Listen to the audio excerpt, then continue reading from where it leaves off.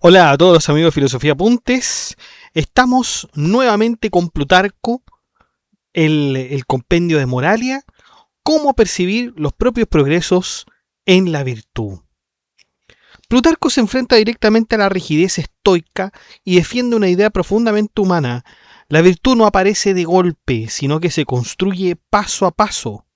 Frente a la tesis de que solo el sabio perfecto es virtuoso, introduce la procopé, es decir, el progreso moral gradual, perceptible y consciente.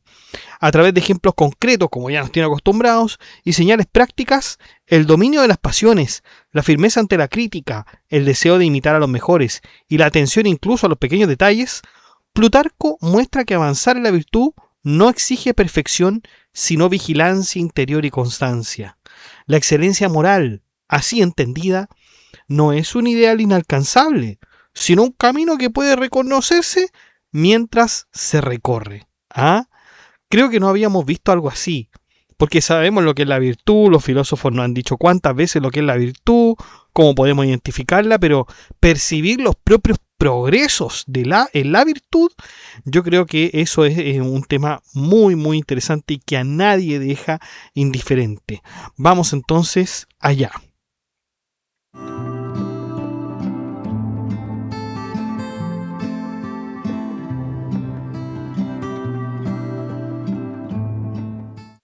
Bueno, Plutarco nos introduce una problemática bastante curiosa y nos dice: nadie puede percibir un progreso real en la virtud si ese avance no conlleva una disminución efectiva del vicio y de la ignorancia.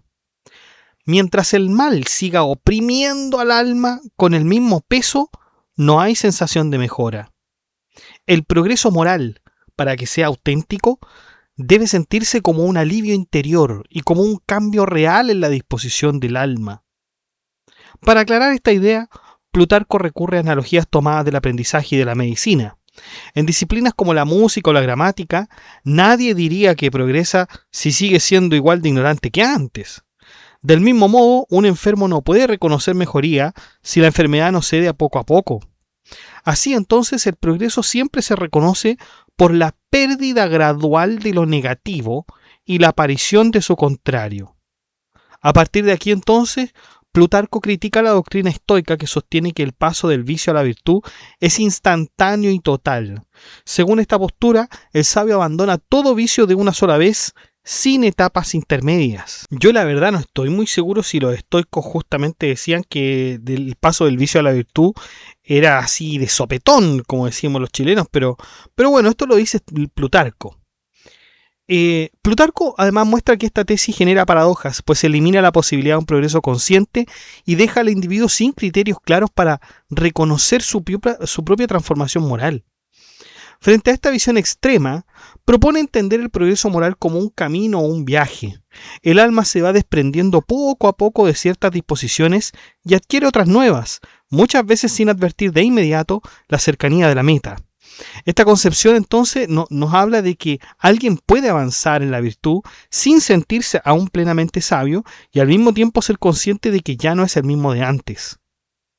Nos dice Plutarco que si el cambio moral fuera súbito y absoluto, sería imposible no notarlo.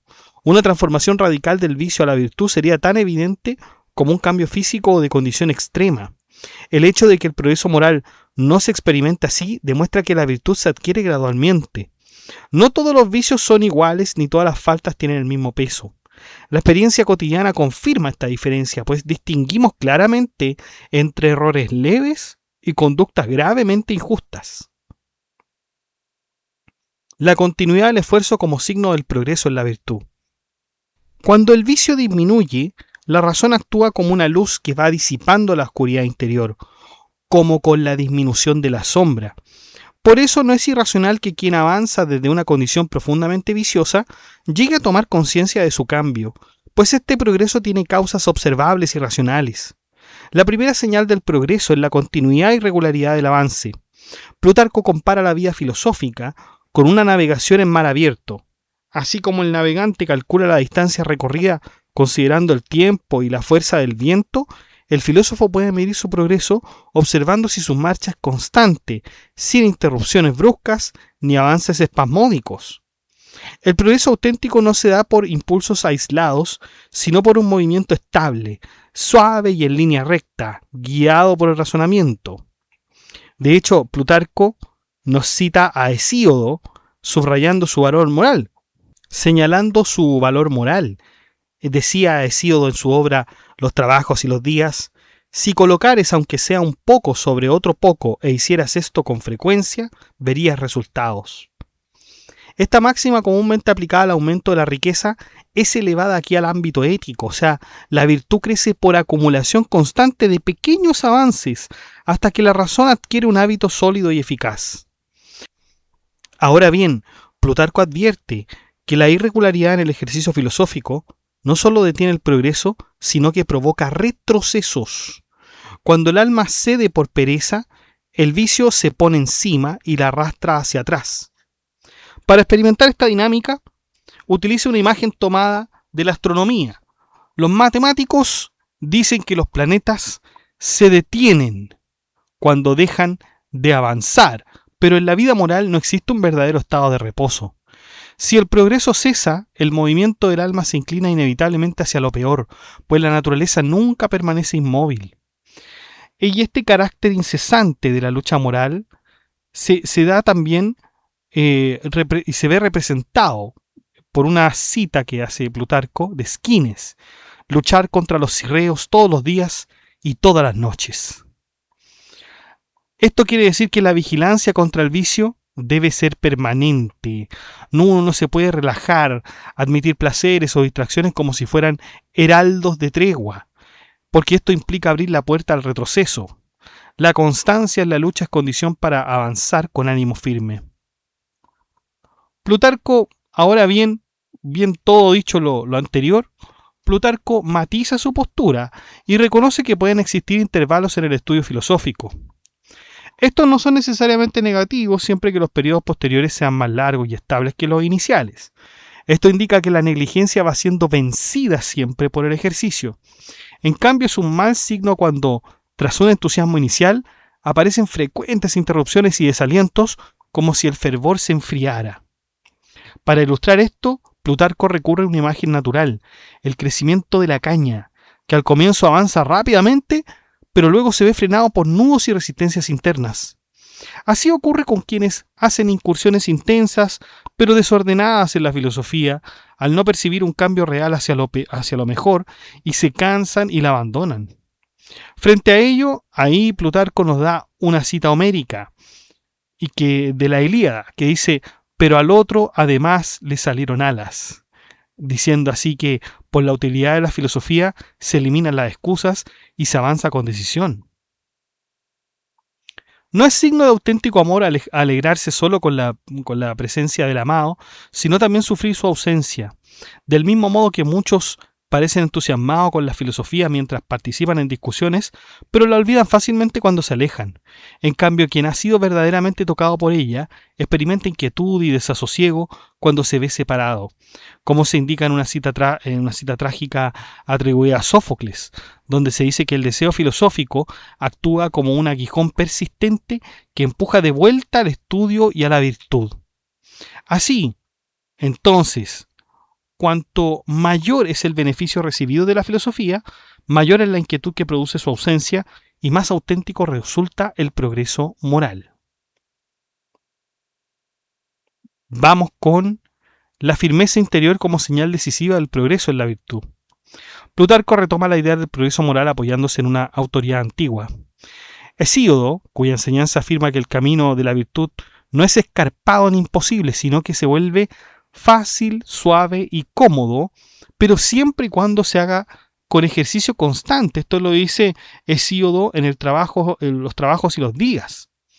Al comienzo, sin embargo, el estudio de la filosofía está marcado por dificultades, errores, vacilaciones, semejantes a las de quienes han dejado la tierra conocida y aún no divisan el puerto al que se dirigen. En ese estado intermedio, muchos retroceden, pues han abandonado lo familiar sin haber alcanzado todavía lo mejor. Plutarco recurre a ejemplos concretos. menciona a Cestio, el romano que dejó honores y cargos públicos por la filosofía, pero que impaciente ante la dureza del aprendizaje, estuvo a punto de arrojarse desde lo alto. O sea, aquí vemos que el ejemplo no fracasa por la filosofía misma, sino por la incapacidad de soportar el periodo de transición, cuando el alma aún no ha adquirido estabilidad. Un relato muy similar se presenta con Diógenes de Sinope, quien al comenzar su vida filosófica se vio sacudido por violentas dudas al comparar su existencia austera con las fiestas, banquetes y placeres de los atenienses. Plutarco destaca el momento decisivo en que Diógenes se reprocha a sí mismo su debilidad al observar a un ratón alimentarse sin quejarse de las migajas. ¿Qué estás diciendo, Diógenes? ¿Te quejas y lamentas tu situación? Cuando las depresiones y las dudas son poco frecuentes y la razón logra superarlas rápidamente, como quien deja atrás un recodo del camino, el progreso moral se apoya ya sobre una base firme. No es la ausencia total de crisis lo que prueba el avance, sino la capacidad de superarlas sin abandonar el rumbo. Fíjense lo insistente que es Plutarco en que no se abandone algo, que se sea constante. El estudiante de filosofía no solo lucha contra su propia debilidad, sino también contra los consejos sensatos de los amigos y la burla de los enemigos, que a menudo elogian los éxitos mundanos de otros. Cargos públicos, por ejemplo, los matrimonios ventajosos, el prestigio social. Pareciera ser que esas cosas son más valiosas que el estudio, que la virtud, ¿no? No turbarse ante estas comparaciones es para Plutarco un signo claro de progreso, pues revela que el alma ha aprendido a valorar algo distinto de lo que admira la mayoría. Despreciar los honores y éxitos externos no es virtud si proviene de la soberbia o de la insensatez. Solo quien ha aprendido verdaderamente a admirar la virtud puede dejar de envidiar lo que otros celebran. Por eso Plutarco recuerda el verso de Solón, que resume esta jerarquía de valores. Decía: no cambiaremos con ello la riqueza por la virtud, pues ésta es siempre inmutable, pero la riqueza unas veces la posee un hombre, otras otro, y así. La estabilidad de la virtud contrasta con la fragilidad de los bienes externos. Diógenes compara su vida errante con las residencias estacionales del rey persa. Agesilao afirma que el gran rey no es superior a él, sino que es más justo. Aristóteles recuerda a Alejandro que no basta dominar a muchos hombres, sino que importa tener una concepción correcta de los dioses. Cada uno de estos casos nos muestra que la verdadera medida del valor humano no está en el poder ni en la fama, sino en la justicia, la sabiduría y la rectitud interior. Vamos con la transformación del juicio y del uso de la palabra como signo del verdadero progreso moral. Plutarco señala que un signo claro de progreso en la virtud aparece cuando el filósofo en formación deja de compararse con los bienes externos, con los honores, con el éxito, con el prestigio, y al hacerlo logra desprenderse de la envidia, los celos y la humillación que suelen afectar a muchos principiantes. Esta liberación interior no es menor.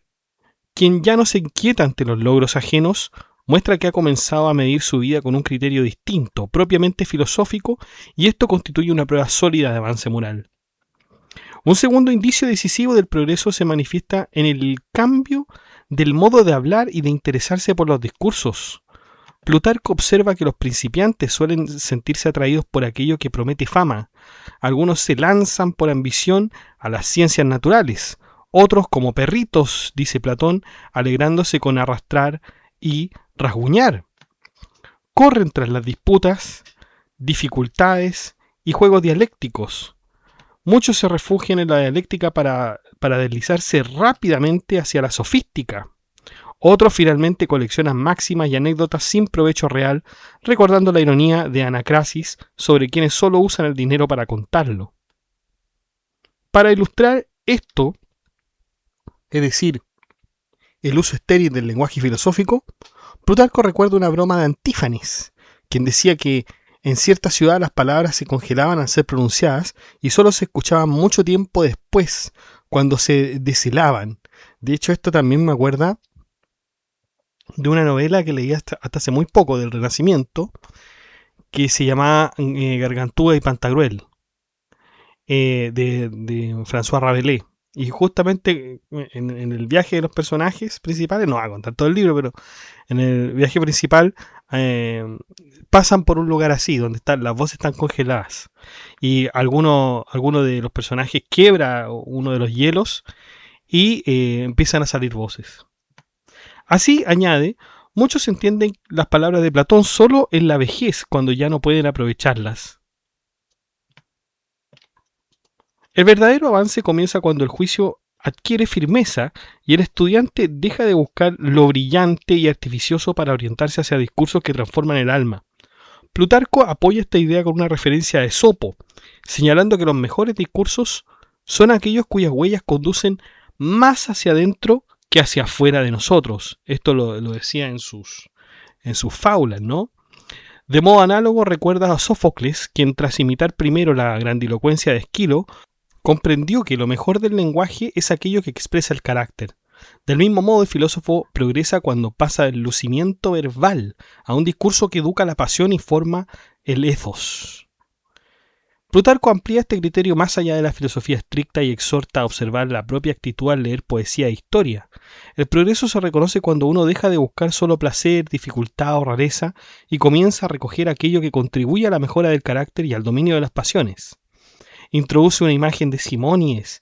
Dice, así como la abeja se posa en las flores buscando la rubia miel, mientras otros se complacen en el color y el aroma, así el verdadero filósofo extrae lo útil incluso de lo que otros consideran mero entretenimiento. Desde esta perspectiva, Plutarco critica a quienes leen a Platón o Jenofonte solo por la pureza de su estilo, comparándolo con quienes se contentan con el olor agradable de las medicinas sin conocer ni desear su poder curativo. En cambio, quien progresa de verdad es capaz de aprender de todo: discursos, espectáculos, acciones y situaciones cotidianas, recogiendo siempre lo apropiado para la virtud. Plutarco de hecho ofrece más ejemplos paradigmáticos. Esquilo, al ver una lucha de púgiles, observa: el golpeado calla y los espectadores gritan. Así mostrando que es el verdadero ejercicio, ¿no? Brásidas, mordido por un ratón, concluye: no hay nada tan pequeño y débil que no se salve si tiene el valor de defenderse. Diógenes, al ver a un hombre beber con las manos, arroja su copa. Es decir, claro, o sea, ¿para qué voy a usar la copa si puedo usar las manos, no? Todos estos gestos revelan una disposición del alma ya entrenada para extraer lecciones morales de cualquier experiencia. Este progreso se afianza además plenamente cuando las palabras se mezclan con los hechos. No basta con hablar bien de la virtud, es necesario ponerla a prueba en placeres, disputas, peligros, juicios y cargos públicos, como si el individuo mostrara sus doctrinas viviéndolas y al mismo tiempo las fuera creando al usarlas. Por ello critica duramente a quienes aprenden filosofía solo para exhibirla en el ágora o en los banquetes, comparándolos con vendedores de medicina, con el pájaro homérico que alimenta a otros, pero mal le va a él mismo, porque no asimilan nada para su propio bien. El verdadero progreso, concluye Plutarco, es interior, práctico y transformador. Vamos con la interiorización de la virtud y el abandono de la ostentación como culminación del progreso moral. Plutarco afirma que un signo decisivo del progreso en la virtud aparece cuando el uso del discurso deja de estar motivado por la ambición, por el placer, por el afán de victoria, y se orienta sinceramente a aprender y enseñar. Quien progresa abandona la afición de las disputas agresivas, deja de concebir los razonamientos como armas, como bolas de hierro, y ya no se complace en vencer al adversario, sino en alcanzar la verdad. El cambio no es solo intelectual, sino ético. El discurso se vuelve medio de formación, no de combate. Y señala como pruebas claras de este avance la moderación, la mansedumbre y la serenidad en la conversación. No iniciar los diálogos con espíritu de disputa ni terminarlos con ira, no humillar al vencido ni amargarse por la derrota. Es propio de quien ha avanzado realmente. Ilustra esta actitud con una anécdota de Aristipo, quien tras ser derrotado por sofismas dice al vencedor: yo, el vencido, me iré a casa a dormir más dulcemente que tú, que eres el vencedor. La superioridad moral se manifiesta aquí en la tranquilidad del alma, no en el triunfo dialéctico. La confianza sobria en la propia capacidad, sin cobardía ante un público numeroso, ni desánimo ante uno que sea escaso, es el criterio que Plutarco nos dice que es aquella señal de que se está progresando en la virtud. El filósofo que progresa no rehúye hablar cuando la ocasión lo exige, incluso sin preparación retórica, porque su lucha no es por el aplauso, sino por el bien. Por eso recuerda que Homero no se preocupaba por la irregularidad métrica inicial de un verso, confiado en su arte, y sugiere que quien busca la virtud debe aprovechar las circunstancias sin someterse al miedo escénico ni al deseo de aprobación. A continuación, Plutarco desplaza la atención desde las palabras hacia los actos, afirmando que el progreso auténtico se reconoce cuando la verdad prevalece sobre la ostentación y la necesidad sobre lo festivo. Así como el amor verdadero no necesita testigos, con mayor razón el amor al bien y a la sabiduría no requiere espectadores. El que proclama en voz alta su propia modestia o difunde cuidadosamente sus buenas acciones, demuestra en realidad que sigue mirando hacia afuera y que aún no es espectador interior de la virtud. Por ello Plutarco sostiene que es propio de quien progresa guardar silencio sobre sus acciones nobles, un voto justo entre muchos injustos, el rechazo de un favor vergonzoso, el desprecio de regalos, la resistencia a placeres ilícitos o incluso a deseos intensos. Tales actos deben permanecer dentro del alma. Así lo muestra Agesilao, y Plutarco lo refuerza con una sentencia de Demócrito, que dice: se ha acostumbrado a conseguir dentro de él mismo las satisfacciones. La autosuficiencia moral es aquí entonces una señal de una razón que ya ha echado raíces.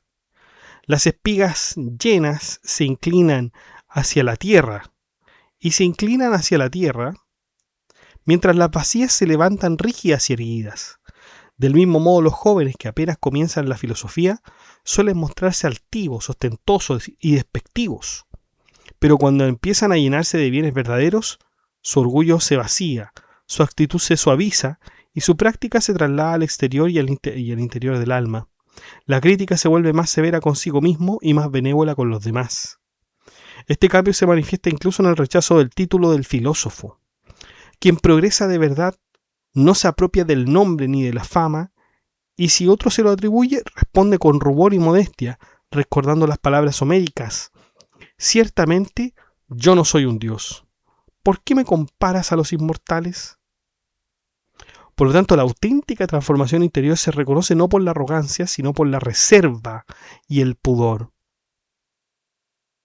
Mientras el placer deja huellas visibles y agitadas, como dice Esquilo sobre el ojo ardiente, el progreso filosófico verdadero produce una calma profunda.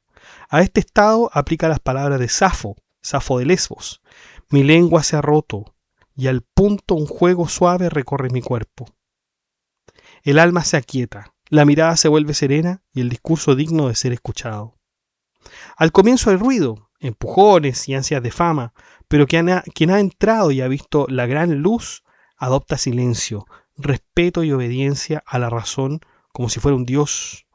Por eso recuerda la broma de Menedemo: muchos llegan creyéndose sabios, luego se llaman filósofos y con el tiempo se vuelven personas ordinarias, pero cuanto más avanzan en el razonamiento, más abandonan su orgullo y su propia opinión. Así el progreso culmina no en la exaltación del yo, sino en su serena disolución ante la verdad. Vamos con la aceptación de la censura y el dominio interior incluso en los sueños, como prueba suprema del progreso moral. Plutarco compara el progreso moral con la conciencia de la enfermedad en el ámbito médico, así como quienes padecen males leves buscan por sí mismos al médico, mientras que los gravemente enfermos rechazan toda ayuda porque no reconocen su estado, y del mismo modo son casi incurables quienes, tras cometer faltas, reaccionan con hostilidad ante la censura. En cambio, la disposición a escuchar reproches, a soportar la corrección y a someterse a la amonestación es señal clara de que el alma aún es sanable y está avanzando por la virtud. Por ello no es mala señal, afirma Plutarco, que quien ha errado se ofrezca a sí mismo a la censura, confiese su falta y busque a alguien que lo guíe y lo tome de la mano. Aquí recuerda una sentencia atribuida a Diógenes, según la cual al que necesita salvación le conviene buscar un amigo honrado o un enemigo fogoso, porque tanto la corrección amistosa como la reprensión severa pueden arrancarlo del vicio. El progreso se manifiesta en preferir la verdad dolorosa a la tranquilidad engañosa. Plutarco además contrapone esta actitud a la de quienes ocultan cuidadosamente los vicios del alma, mientras exhiben con falsa modestia defectos externos sin importancia. Quien tolera bromas sobre su aspecto pero es incapaz de soportar una crítica moral, no ha avanzado nada en la virtud. El que verdaderamente progresa es el que se enfrenta a sus pasiones, a la envidia, a la mezquindad, al amor desordenado, ojo, y acepta ser corregido, pues le duele más ser malo en realidad que parecerlo ante los demás. Para ilustrar esta huida ilusoria, Plutarco recuerda una aguda ironía de Diógenes dirigida a un joven sorprendido en una taberna. Cuanto más adentro huyas, más te hallarás en la taberna. Así también, cuanto más se niegan y esconden las faltas morales, más profundamente se hunde el alma en el vicio. Reconocer la pobreza interior es ya un paso hacia la riqueza moral. El filósofo que progresa, dice Plutarco, debe tomar como modelo a Hipócrates, quien publicó abiertamente sus errores médicos para que otros no los repitieran. Resulta absurdo que un hombre que desea salvar su alma tema confesar su ignorancia o someterse a examen, cuando incluso el gran médico consideró un deber hacer público su hierro. La confesión del error no es humillación, sino que es un ejercicio de lucidez moral. Plutarco menciona luego a Bion y a Pirrón como ejemplos extremos de dominio interior. De Bion se dice que consideraba gran progreso el poder escuchar insultos sin alterarse, como si las injurias fueran bendiciones irónicas. De Pirrón relata la célebre escena en que, durante una tormenta en el mar, señaló a un cerdito que comía tranquilamente y dijo que el sabio debía alcanzar, mediante la razón, una indiferencia semejante a los acontecimientos. Pero estas actitudes no son simples signos de progreso, sino de una firmeza casi perfecta del alma. Plutarco introduce luego un criterio más sutil, digamos, pasando de los extremos, vamos a algo más sutil, atribuido a Zenón, con respecto al examen de los sueños. Según este, el progreso puede reconocerse cuando incluso durante el sueño el alma no se ve arrastrada por impulsos vergonzosos, violentos o injustos, sino que permanece serena, iluminada por la razón. En esta línea recuerda a Platón, quien muestra cómo cuando la parte irracional del alma no ha sido educada, se desborda en los sueños con deseos desordenados que la ley reprime durante la vigilia. Para explicar este dominio interior, Plutarco usa la imagen de las bestias de carga bien entrenadas. Aun cuando se sueltan las riendas, no abandonan el camino. Del mismo modo, cuando la razón ha habituado al elemento pasional del alma a la obediencia, ni en sueños ni en la enfermedad se precipita hacia excesos. El hábito virtuoso se impone incluso cuando la vigilancia consciente se relaja. Además, Plutarco afianza esta idea con el ejemplo de Estilpón, quien soñó que Posidón lo reprochaba por no haberle ofrecido un sacrificio costoso. Sin temor el filósofo respondió con moderación, y el dios sonriente lo recompensó. Este tipo de sueños claros, tranquilos y sin perturbación son, dice Plutarco, resplandores del progreso moral, y en cambio los sueños llenos de terror, culpa y desorden revelan un alma aún dominada por las pasiones. Vamos con la medición del progreso moral por la moderación de las pasiones y la imitación activa de la virtud. Plutarco intenta ahora distinguir entre la indiferencia perfecta, que es algo elevado y casi divino, y el progreso moral, que no consiste en eliminar de inmediato las pasiones, sino en reducirlas, contenerlas y ordenarlas. Por ello propone un criterio de examen doble: comparar nuestras pasiones con las que teníamos antes y compararlas también entre sí. Hay progreso cuando los deseos, los miedos y los enojos se vuelven más moderados en el pasado, porque la razón ha aprendido a apagar los que los exacerbaba. Este examen interior se afina aún más cuando observamos qué pasiones predominan sobre otras. Plutarco considera mejor sentir vergüenza que miedo, emulación antes que envidia, amor a la fama antes que el dinero. No se trata de la ausencia total de pasión, sino de reorientación hacia formas más nobles y menos destructivas. Acuérdense, muchachos, que una cuestión vital, esencial, fundamental en la filosofía de Plutarco es que la racionalidad no está por un lado y la irracionalidad por otro, sino que las dos están funcionando de forma íntegra, de forma constante en el alma, y la racionalidad tiene que tomar las riendas para controlar a la irracionalidad o a las pasiones, como usted quiera. Así como en la música se prefieren ciertos modos frente a otros, también en la vida moral el progreso se reconoce cuando los excesos se suavizan y la desmesura comienza a desaparecer. Para explicar esta corrección de los extremos, Plutarco recurre a una imagen musical. Cuando a Phrynis se le añadieron 2 cuerdas a la lira, los éforos preguntaron si había que cortar las superiores o las inferiores. En el caso moral, dice Plutarco, deben corregirse ambos extremos para alcanzar el justo medio. El progreso no elimina la energía del alma, pero sí templa su violencia, pues suaviza antes que nada los excesos y la intensidad de las pasiones, como recuerda Sófocles. Plutarco siempre insiste en una idea central, ¿no es cierto? Y es que el verdadero progreso se manifiesta cuando los razonamientos se convierten en acciones y las palabras dejan de engendrar más palabras para producir hechos. Una señal de esto es el celo activo hacia aquello que admiramos. No basta con alabar la virtud, es necesario desear practicarla y rechazar sinceramente lo que censuramos. Para ilustrar esto, además, Plutarco recuerda el célebre ejemplo de Temístocles, quien confesaba que el trofeo de Milcíades no le dejaba dormir. Con ello muestra que no solo alababa la hazaña, sino que la había convertido en estímulo para su propia acción. En cambio, mientras la admiración permanezca inactiva y no conduzca a la imitación, el progreso moral es escaso o puede ser incluso inexistente. Nos dice que la alabanza verdadera de la virtud, de herir y expoliar, consiste en no generar envidia ni quedarse en emoción estéril. No basta, como decía Alcibíades, con conmoverse y llorar al escuchar al filósofo. El progreso real se da cuando uno se compara con las acciones del hombre bueno. Se reconoce inferior, pero lejos de abatirse se llena de esperanza, deseo y ardor por alcanzar ese modelo. Ese estímulo es descrito con una imagen poética por Plutarco, tomada de Simónides, según el cual el progreso cree que se ve de la siguiente manera: como un potro recién destetado junto a la yegua, o sea, esforzándose por seguir a la yegua y unirse a ella. Tal imagen expresa la esencia del progreso auténtico, un amor activo por la virtud que honra a los mejores no con palabras, sino intentando hacerse semejantes a ellos.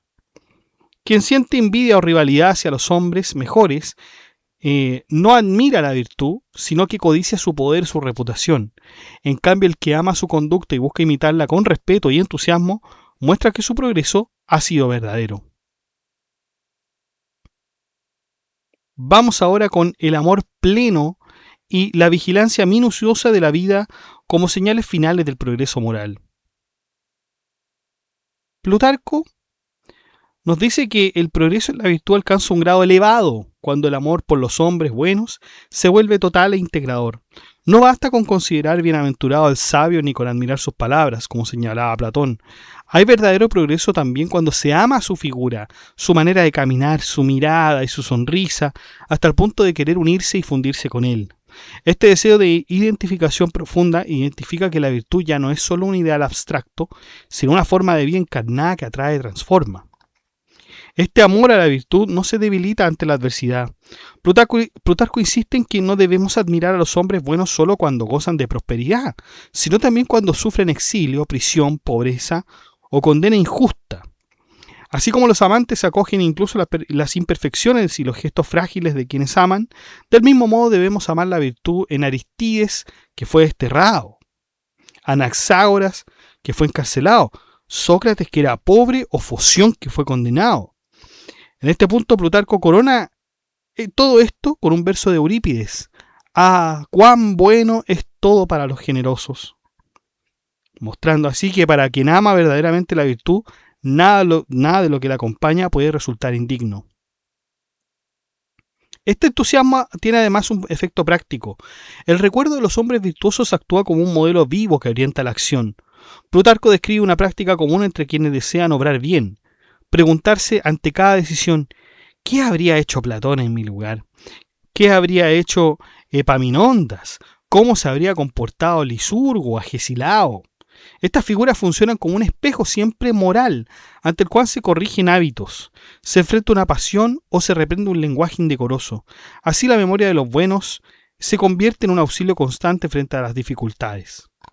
De hecho, Plutarco compara este recurso con un contraste elocuente. Mientras algunos recitan de memoria los nombres de los dáctilos ídeos como si fueran encantamientos contra el miedo, quienes progresan en la virtud encuentran un apoyo mucho más firme en la presencia interior de los hombres buenos, que los reanima y sostienen todas las pruebas. Por ello considera este hábito, recordar y evocar a los virtuosos como guías, una señal inequívoca de avance moral. Por eso también Plutarco, como ustedes ya saben, lo hemos visto en la vida y obra, tiene entre sus textos, entre sus grandes obras, las vidas paralelas, porque de ahí extraemos grandes modelos de virtud, ya sea de la antigua Grecia o de la antigua Roma. Un signo aún más revelador aparece cuando el individuo no se turba ni se avergüenza ante la presencia inesperada de un hombre excelente, sino que sale a su encuentro con confianza serena. Contrasta esta actitud con la anécdota de Alejandro Magno, quien, seguro de sus obras, preguntó irónicamente si la noticia que traían era que Homero había resucitado, convencido de que nada le faltaba salvo la gloria póstuma. De modo semejante, el joven que progresa en la virtud siente un deseo profundo de mostrarse tal como es ante los hombres buenos, abrirles su casa, su mesa, su familia, su trabajo y sus escritos, e incluso lamentar que un padre o maestro muerto no pueda verlo ahora en esta condición. Por el contrario, Plutarco observa que quienes han descuidado su vida moral temen incluso en sueños encontrarse con sus familiares y maestros. El progreso auténtico, en cambio, se reconoce en el deseo de tener como espectadores a los mejores, pues la conciencia no se avergüenza de sí misma. Finalmente, Plutarco añade un signo decisivo y aparentemente pequeño: no considerar insignificante ningún error. Así como quien ha perdido la esperanza de enriquecerse descuida los pequeños gastos, mientras que quien está cerca de la meta cuida cada moneda del mismo modo que el que progresa en la virtud, se inclina incluso por las faltas menores. Bueno, ahí hay un paralelo entonces. Esto que por ejemplo llamamos hoy en día los gastos hormiga, que se dice en finanzas y en economía, digamos, doméstica. Están los gastos hormiga, eso que usted va comprando, que usted puede pensar, bueno, esto es un dulce, un caramelo, unas galletas, quizás no va a perjudicar tanto mi ingreso diario, pero después uno se da cuenta que la verdad es que sí lo perjudica.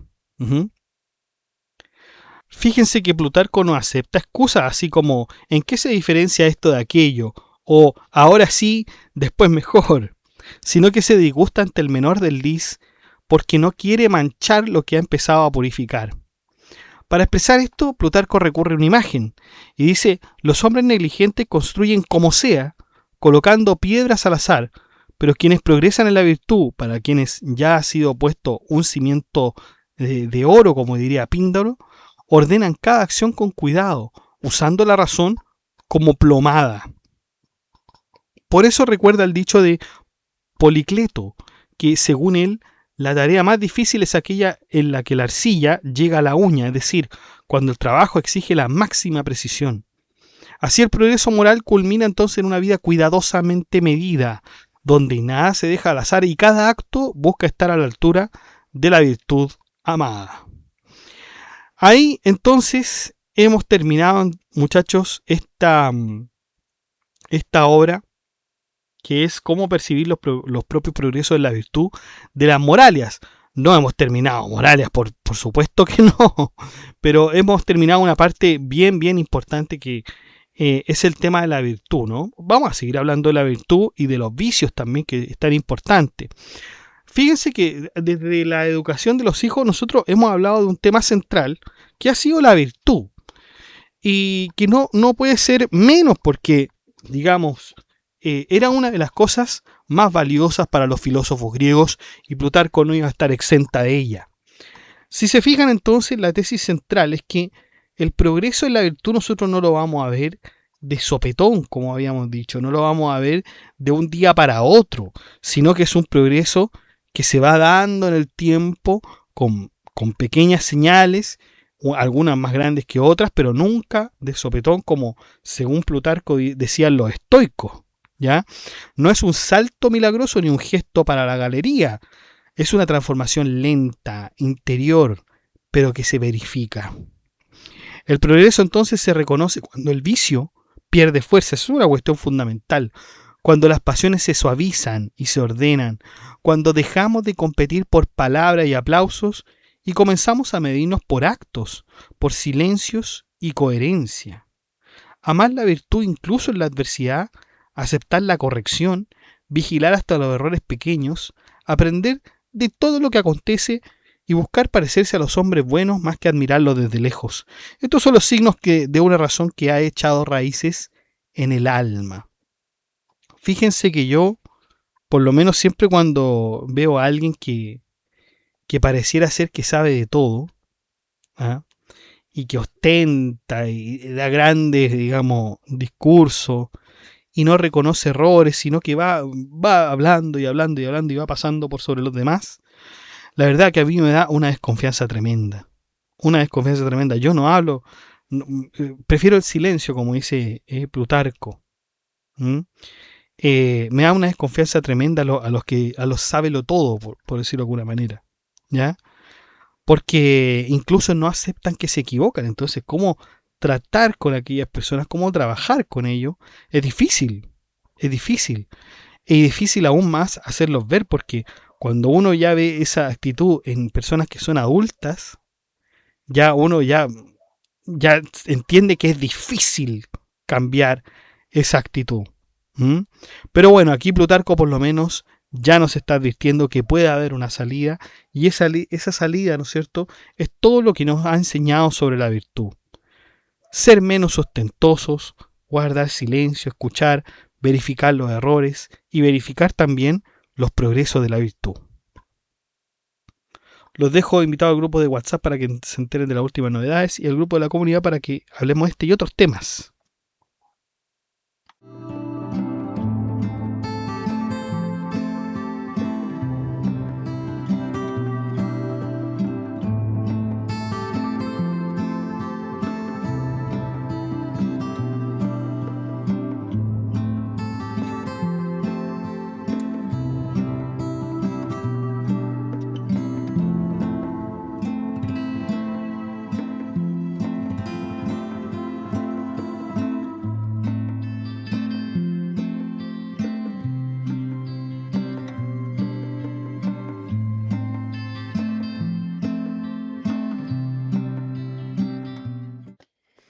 Bueno chicos, y eso ha sido todo. Muchas gracias por escuchar este podcast. Si le ha gustado, dé like, comente, comparta, suscríbase, acceda al blog que está en la descripción del video, haga soporte en PayPal y en Patreon. Saludamos a nuestros mecenas. En primer lugar, a Diego, que es el mecenas nivel Lorenzo de Medici. Muchas gracias, Diego. Su apoyo permite seleccionar y hacer posible el episodio destacado de este mes. Además, su participación no solo respalda este trabajo, sino que también orienta el rumbo de nuestras investigaciones. Así que muchas gracias, Diego. Agradecemos también a nuestro mecenas medieval, que es Gab Welther. Agradecemos su compromiso sostenido con la preservación de este canal, de la transmisión del conocimiento, entre otros. Su aporte contribuye a mantener vivo este espacio de estudio y reflexión. Muchas gracias, Gab Welther.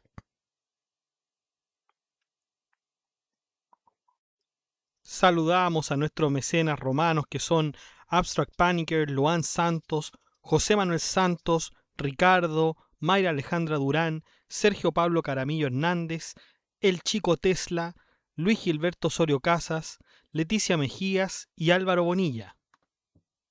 Gracias muchachos por brindar la base que sostiene este proyecto mes a mes. Su constancia y apoyo permiten que esta labor continúe con seriedad, disciplina y dedicación. Y usted también puede ser un mecenas y apoyar este proyecto educativo que es Filosofía Apuntes, haciendo clic en el botón unirse de cada video, en el cual usted podrá encontrar todas las membresías y usted podrá escoger la que mejor le acomode, la que mejor le resulte.